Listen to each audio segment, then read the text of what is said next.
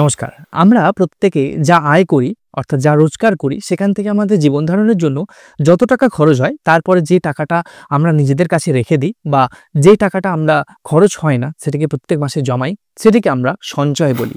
এবং এই সঞ্চয় আমাদের ভবিষ্যতের জন্য খুবই প্রয়োজনীয়। কিন্তু অনেকেই বলে থাকেন যে আমরা সঞ্চয় করতে পারি না, অর্থাৎ যত টাকা ইনকাম করি তত টাকাই খরচ হয়ে যায়, আমাদের সঞ্চয় বলে কিছু নেই। আবার অনেকে বলেন আমাদের খুব অল্প টাকা ইনকাম, এর মধ্যে সঞ্চয় তো সম্ভবই নয়, অর্থাৎ তারা মানসিকভাবে মেনেই নিয়েছেন যে সঞ্চয় করতেই পারবেন না। ভেবে দেখুন, যিনি 5,000 টাকা ইনকাম করেন তিনিও কিন্তু সংসার চালান, তিনি জীবন ধারণ করেন। আবার যিনি 50,000 টাকা ইনকাম করেন মাসে, তিনিও কিন্তু সংসার চালান, জীবন ধারণ করেন। শুধু দুজনের জীবন ধারণের মান দুরকম হতে পারে, কারো ভালো, কারো একটু কম ভালো। দুজনের মান আলাদা হলেও প্রত্যেকেই কিন্তু জীবন ধারণ করছে। সুতরাং যে 50,000 টাকা স্যালারি পায় সে যদি সেভিংস করতে পারে, আপনি যত কম ইনকামই করুন না কেন আপনিও নিজে চাইলে অবশ্যই সেভিংস করতে পারবেন। এবং কি কি নিয়ম মেনে চললে আপনি সেভিংস করতে পারবেন সেই সম্পর্কে স্টেপ বাই স্টেপ আমি এই ভিডিওতে আলোচনা করব। ভিডিওটি সম্পূর্ণ দেখলে আপনি বুঝতে পারবেন যে আপনি সেভিংস করতে বা সঞ্চয় করতে বাধ্য হবেন কিভাবে। তাহলে চলুন এক এক করে আমরা এই সমস্ত স্টেপ সম্পর্কে জানবো। নমস্কার, আমি অভিষেক আর আপনারা দেখছেন বাংলা জ্ঞান থেরাপি। চলুন জেনে নেওয়া যাক তাড়াতাড়ি সেভিংস বা সঞ্চয় আমরা কিভাবে করব জোরপূর্বক। যারা আমার চ্যানেল নতুন দেখছেন প্রথমবার, তারা অবশ্যই আমার চ্যানেল সাবস্ক্রাইব করে রাখুন, কারণ আমি এই রকমই মানি সেভিংসের নলেজকে উন্নত করে থাকি। মানি সেভিংসের জন্য প্রথম যে স্টেপ আমি আপনাদের জানাবো তা হলো সঠিক বাজেট নির্বাচন করা। দেখুন, সেটা আমাদের দেশের সরকার হোক বা একজন সাধারণ ব্যক্তি, প্রত্যেকেরই তাদের জীবন ধারণের জন্য বা সারা বছরের যে ফিনান্সিয়াল প্ল্যানিং তা করার জন্য সঠিক বাজেট প্রয়োজন। তাই আপনারও জীবন ধারণের জন্য প্রত্যেক মাসে আপনার যে যে খরচাগুলি হয়ে থাকে, আপনার সাংসারিক বিভিন্ন রকম খরচ হতে পারে, আপনার সেখানে কিছু মুদিখানা জিনিস কেনার থাকতে পারে, সেখানে আপনার রেশন থাকতে পারে, গ্যাস, ইলেকট্রিক বিল, আপনার বাচ্চার টিউশন ফিজ, স্কুলের ফিজ, আপনার ইলেকট্রিক বিলের সঙ্গে সঙ্গে বিভিন্ন রকম ইলেকট্রনিক্স জিনিসের যে মেনটেনেন্স তার খরচ, ইভেন বিভিন্ন রকম জিনিসপত্র যে কেনা, অর্থাৎ প্রতি মাসেই আমাদের কিছু না কিছু জিনিস সংসারে নতুন করে অ্যাড করতে হয়। এবং আপনার নিজস্ব প্রয়োজনীয় কিছু জিনিসপত্র থাকতে পারে, কিছু শপিং থাকতে পারে। আপনি সপ্তাহে একদিন বা প্রতি মাসে দুবার আপনি আপনার ফ্যামিলির সঙ্গে রাতে ডিনারে বেরোতে পারেন, বা আপনারা কোথাও ছোটোখাটো কোনো ট্রিপ প্ল্যান করতে পারেন ঘুরতে যাওয়ার জন্য। সেই সমস্ত কিছু আপনি কোথায় কতটুকু খরচ করবেন তা আগে থেকে লিখে রাখুন। ইভেন আপনার প্রত্যেক দিন সংসারের যে খরচ হচ্ছে, অর্থাৎ দৈনিক যে খরচ, তা আপনি লিখিত করুন এবং তা থেকে আপনি প্রত্যেক মাসের খরচ আপনি বের করে ফেলুন। এবং সেই অনুযায়ী আপনার প্রত্যেক দিনের খরচা অনুযায়ী আপনি মাসের ক্যালকুলেশন পাবেন এবং আপনার যে মাসিক বাজেট সেই অনুযায়ী আপনি সারা বছরের বাজেট তৈরি করতে পারবেন। এবং আপনার বাজেট সবসময় মনে রাখবেন যেন আপনার আয়ের 90%-এর উপরে না যায়। অর্থাৎ আপনার যদি মাসে আয় হয় 100 টাকা, আপনি 90 টাকা খরচ করবেন, অর্থাৎ আপনার বাজেট রাখবেন 90 টাকার মধ্যে এবং 10 টাকা আপনি সেভ করবেন, অর্থাৎ আপনার সেটি সঞ্চয় করবেন। সেইভাবেই কিন্তু বাজেট রুলস আপনি ফলো করবেন। আপনি আগে আপনার ইনকাম আসার সঙ্গে সঙ্গে আপনি 10 টাকা সেভ করুন এবং আপনার বাজেটটিকে এমনভাবে বানান যাতে সেখানে 90 টাকার মধ্যে বা 90 টাকার মধ্যেও যতটা সম্ভব আপনি কষ্টসৃষ্ট করে হলেও ওই বাজেটটিকে আপনি ফিক্সড করুন। তবেই আপনি আপনার বাজেটের মধ্যে সচ্ছলভাবে আপনার সংসার বা জীবনযাপন আপনি করতে পারবেন। তার সঙ্গে সঙ্গে ওই প্রত্যেক মাসের যে 10% অ্যামাউন্ট বা 10 টাকা আমি যদি উদাহরণস্বরূপ ধরি, সেই টাকাটি আপনি সেভিংস করতে পারবেন। এবং আমি এখানে উদাহরণের জন্য আপনাকে 10 টাকা বোঝালাম বা 100 টাকা আপনার মাইনে নিয়ে বোঝালাম, কারণ মাইনে তো 100 টাকা হয় না। সুতরাং আপনার যে স্যালারি তার 90% আপনি আপনার বাজেটের জন্য খরচ করুন এবং তার 10% আপনি খরচ করুন আপনার সেভিংসের জন্য বা সঞ্চয়ের জন্য। তাহলে আপনার ভবিষ্যতের জন্য একটি ঠিকঠাক সঞ্চয় আপনি করতে পারবেন। দ্বিতীয় স্টেপে আমি আপনাদের বলবো, এই বাজেটের সঙ্গে সঙ্গেই যে সামঞ্জস্য রেখে ছোট ছোট সেভিংসের অভ্যেস বা সঞ্চয়ের অভ্যেস গড়ে তুলুন। আপনি প্রত্যেক দিন বাজারে যে সমস্ত জিনিস কেনাকাটা করেন, ধরুন সকালবেলা আপনি সবজি বাজারে বিভিন্ন রকম জিনিস যে কেনাকাটা করেন, সেখানে দেখবেন আপনি যদি একটু বাজারে তুলনা করে দেখবেন একই জিনিস একজনের কাছে যদি 20 টাকা হয়, আরেকজনের কাছে সেটি 18 বা 15 টাকায় পাওয়া যায়। সুতরাং আপনি বাজার করার জন্য বা কোনো জিনিস কেনার আগে একটু তুলনা করুন যে কোথায় আপনি একটু সস্তায় পাবেন। দেখবেন একই জিনিস যেটি খুব ভালো সুপার কমপ্লেক্স বা মার্কেটের মধ্যে, খুব ভালো বড় মার্কেটের মধ্যে, যদি এসি মার্কেটের মধ্যে হয় সেই জিনিসটার দাম বেশি হয়। আবার কোনো একটু সস্তার জায়গায় যে যারা দেখবেন রাস্তার ধারে বসে বিক্রি করছে কাঁচা সবজি বা কোনো তার অস্থায়ী দোকানে বিক্রি করছে, সেখানে দেখবেন দাম কম হয়। সুতরাং আপনি চুজ করুন কোথায় দাম কম আছে এবং সেখান থেকে আপনি এই জিনিসগুলো নিন। তাহলে দেখবেন আপনি খুব ছোট ছোট জায়গা থেকে সঞ্চয় করতে পারছেন। যেমন আপনি সকালবেলার বাজারে আপনি 50 টাকা বাঁচিয়েছেন, এই 50 টাকা আপনি 10-20 টাকা করে বাঁচিয়ে আপনি 50 টাকা করেছেন। আবার বিকেলবেলা আপনার কোনো কিছু কেনাকাটা থাকতে পারে, সেইখান থেকে বা ধরুন আপনি কোনো শপিংয়ে গেছেন, সেখান থেকে আপনি দেখবেন হয়তো 100 টাকা বাঁচিয়েছেন। সারাদিনে 150 টাকা হলে আপনি প্রত্যেক মাসে দেখবেন এইভাবে 150 করে বাঁচাতে বাঁচাতে আপনি 3 বা 4 হাজার টাকা আপনি প্রত্যেক মাসে জমিয়ে ফেলেছেন। আপনি বুঝতে পারবেন না, কিন্তু আপনি যদি প্রত্যেক দিনের যে ছোট ছোট অ্যামাউন্ট 10, 20, 50 টাকা আপনি একটি নির্দিষ্ট জায়গায় স্টোর করুন, সঞ্চয় করে রাখুন সেই টাকাটিকে। দেখবেন মাসের শেষে আপনার কাছে 2000 টাকা হতে পারে, 3000 টাকা হতে পারে। সেই টাকাটিকে আপনি একদম খরচ করবেন না। এটিকে আপনি নির্দিষ্ট একটি স্কিম করুন, যেখানে যেখানে জমা দেওয়ার কোনো লিমিট থাকবে না, অর্থাৎ প্রত্যেক মাসে নির্দিষ্ট অ্যামাউন্টই যে জমা দিতে হবে এরকম কোনো লিমিট থাকবে না। আপনার প্রয়োজনীয় সাধ্য মতন আপনি টাকা সেখানে জমা করুন এবং প্রত্যেক মাসে জমা করুন। দেখবেন আপনি 5 বা 10 বছর পর এখান থেকে খুব বড় অ্যামাউন্ট আপনি তৈরি করতে পেরেছেন। আপনি নিজেও ভাবতেও পারবেন না যে প্রত্যেক দিনের বাজারের ওই 50, 100 বা 150 টাকা বাঁচিয়ে আপনি 10 বছর পর কি পরিমাণ অ্যামাউন্ট আপনি তৈরি করতে পারেন যদি একটি এসআইপিতে ইনভেস্ট করে দেন। আমি কোনো স্কিম বলছি না, যে কোনো স্কিমে আপনার পছন্দ মতন আপনি ইনভেস্ট করতে পারেন, কিন্তু আপনাকে সঞ্চয়ের অভ্যেস, ছোট ছোট সঞ্চয়ের অভ্যেস আপনার মধ্যে গড়ে তুলতে হবে। 3 নম্বরে আমি আপনাদের যে পয়েন্ট বলবো তা হলো আপনি ঋণকে সরাসরি না বলুন, অর্থাৎ লোন নেওয়া থেকে বিরত থাকুন। অনেকেই লোন নেওয়া পছন্দ করেন বা অনেক মানুষ আছেন যারা সারা বছর বিভিন্ন রকম লোন নিতে থাকেন এবং 20 বছর 25 বছর পর্যন্ত তারা কন্টিনিউ লোনের ফাঁদেই ফেঁসে থাকেন।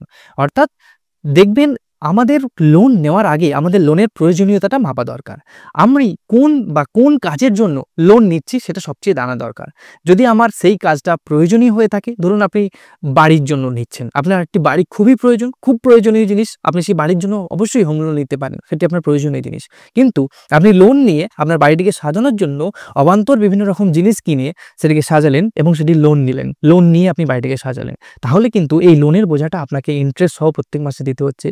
হঠাৎ করে আপনি একটি দামি গাড়ি কিনে ফেললেন, এই প্রত্যেক মাসে আপনাকে এই ঋণের বোঝাটা দিতে হচ্ছে।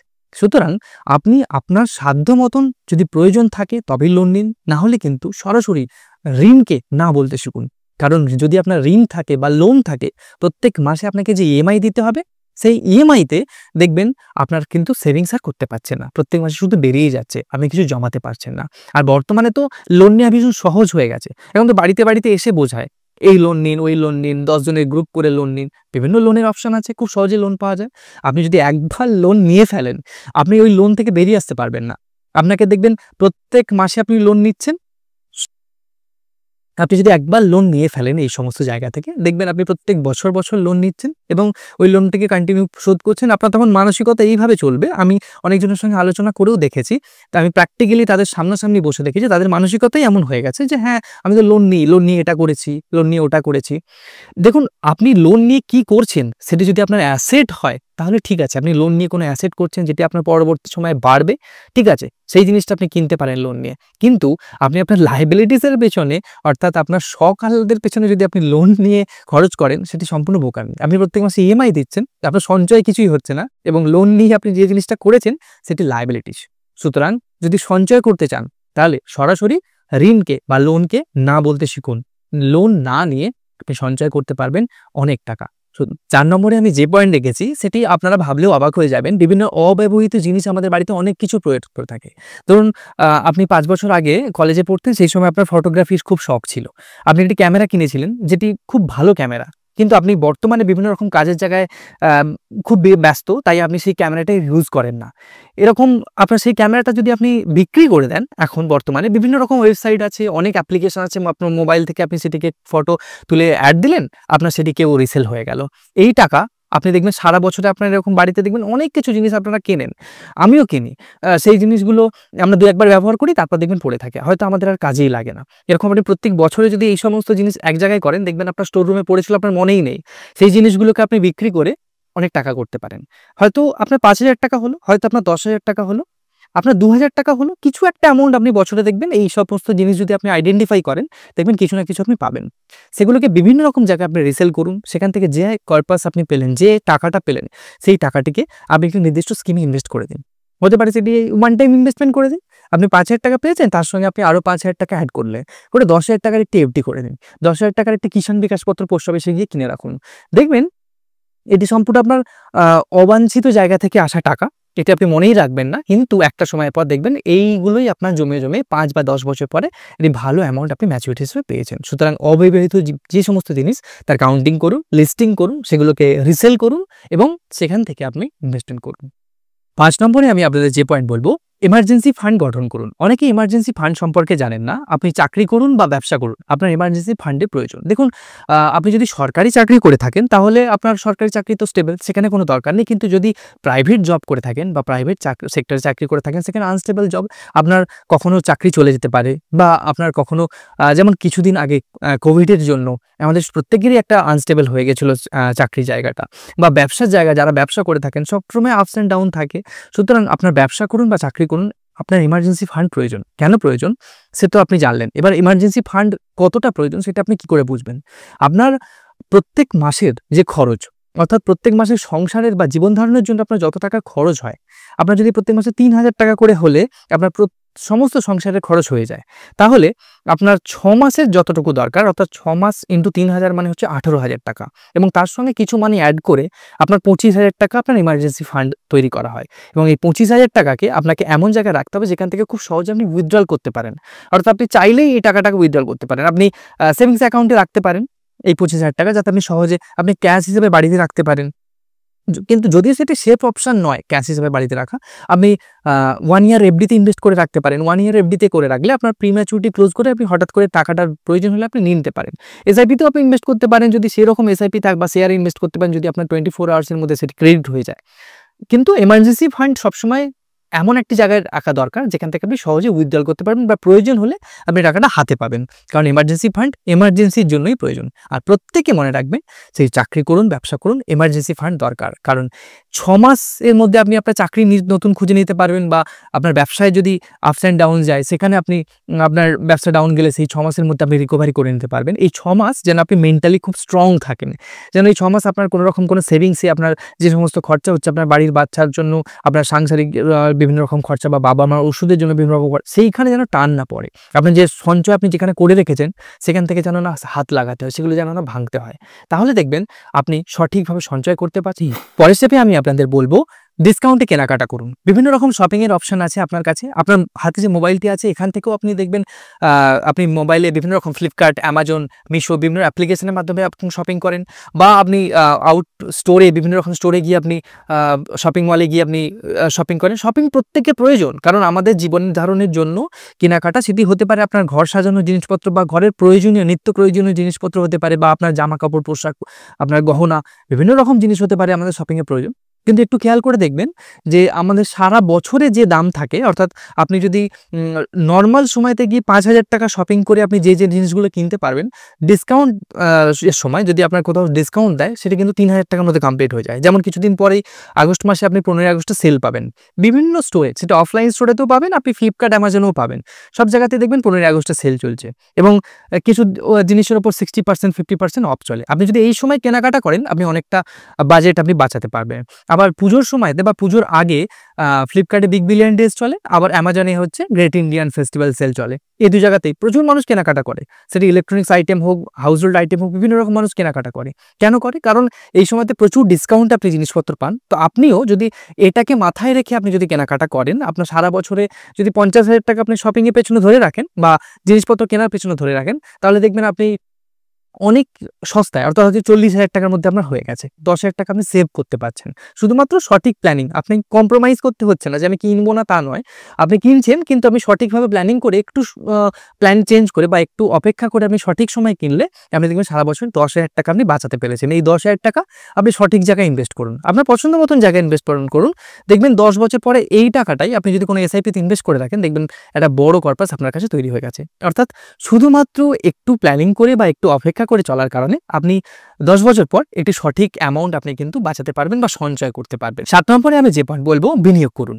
বিভিন্ন জায়গায় বিনিয়োগের অপশন আছে। যদি আপনি বিনিয়োগ সম্পর্কে না জেনে থাকেন, আপনি ইউটিউব ভিডিও দেখতে পারেন। যেমন আপনি আমার চ্যানেলে বিভিন্ন রকম বিনিয়োগের ভিডিও সম্পর্কে জানতে পারবেন, সেগুলো অবশ্যই দেখুন, ডেসক্রিপশনে লিঙ্ক দিয়ে দেবো। এছাড়াও আপনি যারা বিনিয়োগ সম্পর্কে অবগত, আপনার কোনো বন্ধু বান্ধব যদি থাকে, অফিসের কলিগ যদি থাকে, বা আপনার সিনিয়র যদি কেউ থাকে, আপনার যারা বন্ধু বান্ধবদের মধ্যে যে সিনিয়র, যে বিনিয়োগ সম্পর্কে অনেক কিছু জানেন, কোথায় ইনভেস্টমেন্ট ইনভেস্টমেন্ট করলে সেখান থেকে বেশি প্রফিট পাবে, বা তার যে পোর্টফোলিও সে কোথায় কোথায় বিনিয়োগ করেছে, কোন কোন স্কিমে বিনিয়োগ করেছে সে সম্পর্কে জানুন, তার সঙ্গে ক্লোজলি আলোচনা করুন, বিভিন্ন রকম অনলাইনে রিসার্চ করুন, বই পড়ুন, প্রচুর বই আছে বিনিয়োগ সম্পর্কে, আপনি সেগুলো পড়ুন। যদি না জেনে থাকেন কারো থেকে শিখুন, বন্ধু বান্ধবদের থেকে।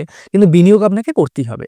আপনি সেভিংস অ্যাকাউন্টে টাকা ফেলে রাখলেও বাড়বে না, আর শুধুমাত্র এফডি করলেই টাকা বাড়বে না। আপনাকে বিনিয়োগ করা শিখতে হবে সঠিক জায়গায়। সে আপনি ল্যান্ডে বিনিয়োগ করতে পারেন, আপনি কনস্ট্রাকশনে বিনিয়োগ করতে পারেন, আপনি গোল্ডে বিনিয়োগ করতে পারেন, আপনি বন্ডে বিনিয়োগ করতে পারেন, বিভিন্ন জায়গায়। এছাড়াও আপনি এসআইপি, শেয়ার, বিভিন্ন অপশন আপনার কাছে আছে।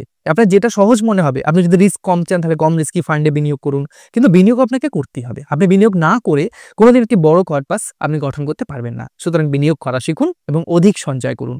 নেক্সট আমি আপনাদের যে পয়েন্ট বলবো তা হলো মিতব্যয়ী হন। মিতব্যয়ী হওয়া মানে জীবনের সঙ্গে কম্প্রোমাইজ করা নয়, কিন্তু প্রত্যেক দিনে আমাদের যে সমস্ত খরচা আছে সেগুলো থেকে আপনি একটু হলেও মিতব্যয়িতা করে আপনি অনেক টাকা সেভিংস করতে পারেন। ধরুন আপনি সপ্তাহান্তে বা শনিবার দিন আপনি বন্ধুদের সঙ্গে কোথাও পার্টি করেন, বা আপনি কারোর সঙ্গে বসে আড্ডা মারেন, বা অনেক টাকা সেখানে খরচ করেন। এরকম অনেকেই হয়।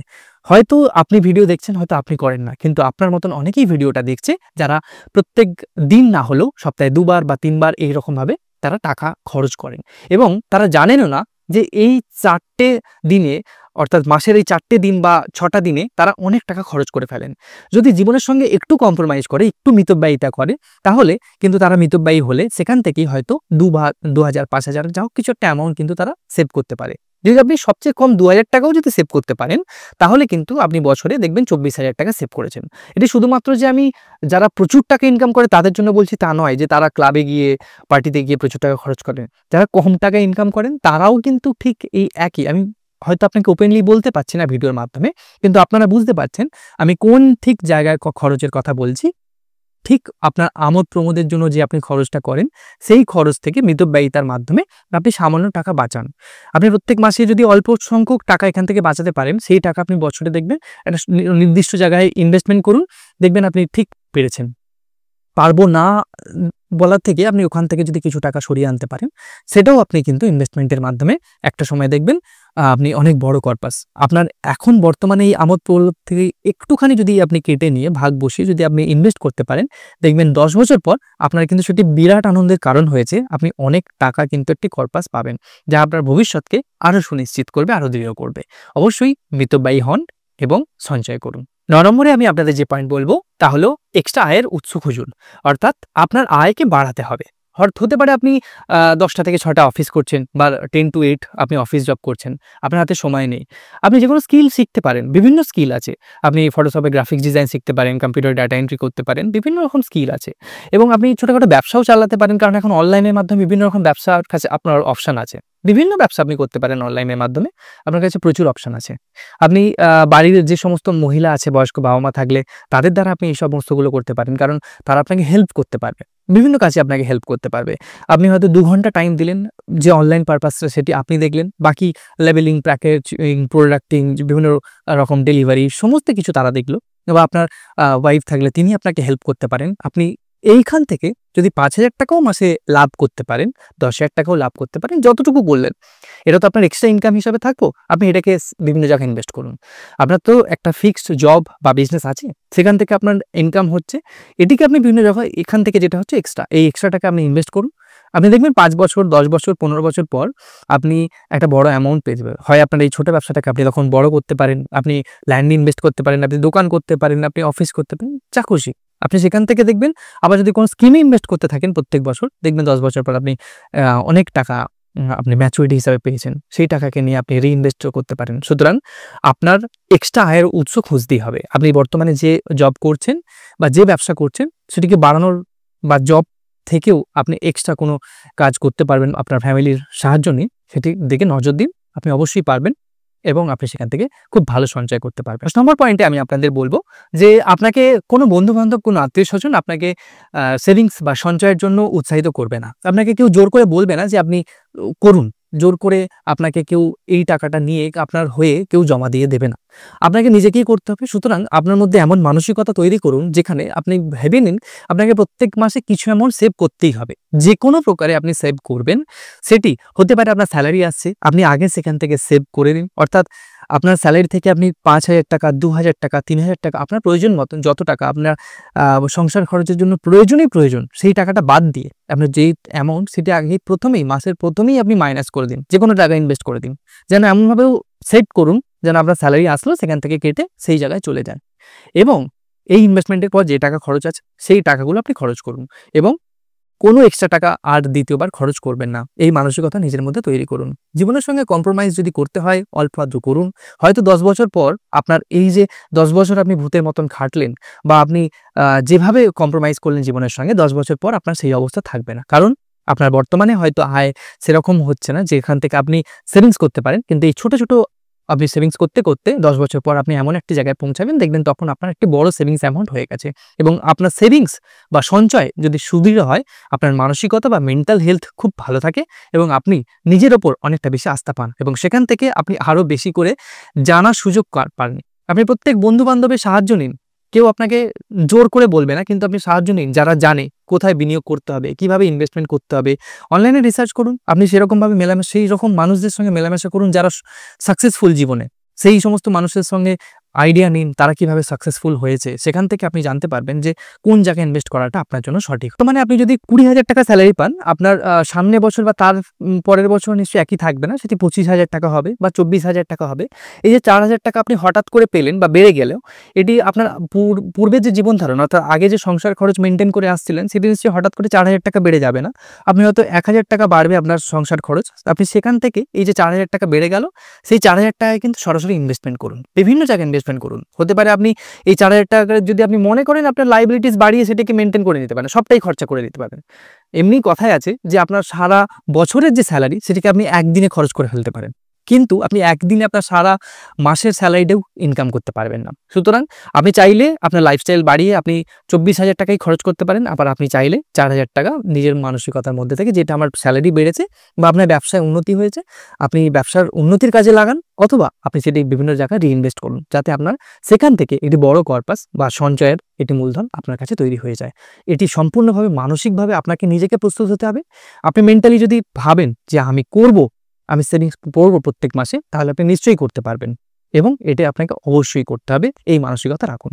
এবার অনেকেই বলবেন যে ১০টা পয়েন্ট বলার পরেও আপনি একটা জিনিস মিস করে গেছেন, সেটি হলো যে আমাদের হেলথ ইন্স্যুরেন্সের ক্ষেত্রে আমি আপনাদের বলবো হেলথ ইন্স্যুরেন্স তারাই করতে পারবেন যাদের স্যালারিটা একটু বেশি। তারা হেলথ ইন্স্যুরেন্স করে রাখুন। তাদের এমার্জেন্সিতে আপনার পরিবারের কেউ যদি অসুস্থ হয়ে থাকে, তাহলে কিন্তু সেখানে সমস্ত খরচা হেলথ ইন্স্যুরেন্স কোম্পানি আপনার হসপিটালে ভর্তি থেকে আপনার রিকভারি পর্যন্ত সমস্ত কিছু আপনি মেডিক্লেমের মাধ্যমে পাবেন।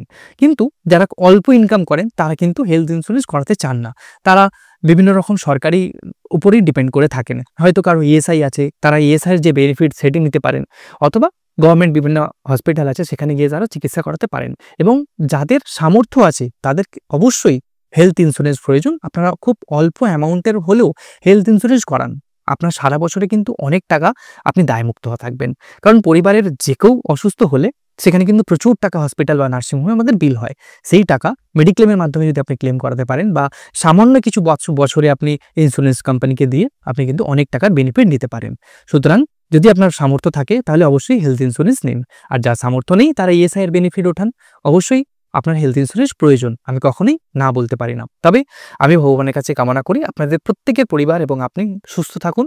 এবং এই ভিডিওতে যে পয়েন্টগুলো সম্পর্কে আলোচনা করলাম সেগুলো যদি আপনারা মেনে চলেন তাহলে অবশ্যই আপনারা সেভিংস করতে পারবেন এবং আপনাদের সঞ্চয় বৃদ্ধি হবেই। 100% গ্যারেন্টি বলছি, আপনাদের সেভিংস খুব সুন্দর হবে। এই ভিডিওটি যদি আপনার ভালো লেগে থাকে তাহলে কিন্তু অবশ্যই লাইক করবেন, আপনার প্রিয়জনদের সঙ্গে শেয়ার করে জানিয়ে দেবেন। যারা সেভিংস সম্পর্কে জানেন না তাদের সেভিংস করতে উৎসাহ করুন। আপনি যদি নতুন কোনো টপিক সম্পর্কে জানতে চান বা এই 10টি পয়েন্ট ছাড়াও যদি আপনার কোনো পয়েন্ট সম্পর্কে জানার ইচ্ছা থাকে তাহলে কমেন্টে আমাকে এসে জানাবেন। আমি আপনাদের জন্য একটি স্পেশাল ভিডিও বা ওই টপিকের ভিডিও আমি আপনাদের বানিয়ে দেবো। আর দেখা হচ্ছে পরের ভিডিওতে এইরকমই গুরুত্বপূর্ণ টপিক নিয়ে। ততক্ষণ পর্যন্ত আপনারা সুস্থ থাকুন, ভালো থাকুন আর দেখতে থাকুন বাংলা জ্ঞান থেরাপি।